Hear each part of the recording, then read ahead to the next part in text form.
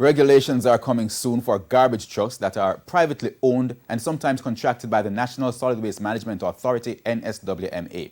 After a student at Clancarty Primary School was crushed to death earlier this week by a privately owned garbage truck, it was confirmed that there's currently no such regulation in place. TVJ Shamela Pullen reports. 3 pieces of regulations are now before the Parliamentary Council. The regulations would empower us as regulators to license all the people participating in the solid waste industry in Jamaica. Garbage trucks would come under that regulation. We believe, based on the work done and where it's at now, that we should see it in 2020. But again, I can't give you a definitive time frame on it. But we're hoping that it's early and as early as possible. Local Government Minister Desmond Mackenzie says there are no laws guiding the operations of privately owned garbage contractors. In terms of regulating private garbage trucks, there are no such regulations, for want of a better word.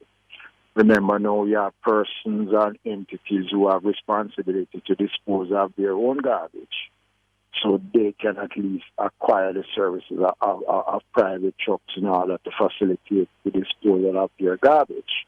Meanwhile, Mr. Mackenzie explained that the NSWMA services its trucks on a regular basis. There are times when trucks are taken out of service, taken out of operation just to be serviced. So there is a strict policy of servicing and maintenance of trucks. And that is why we are suffering so much with the backlog of garbage.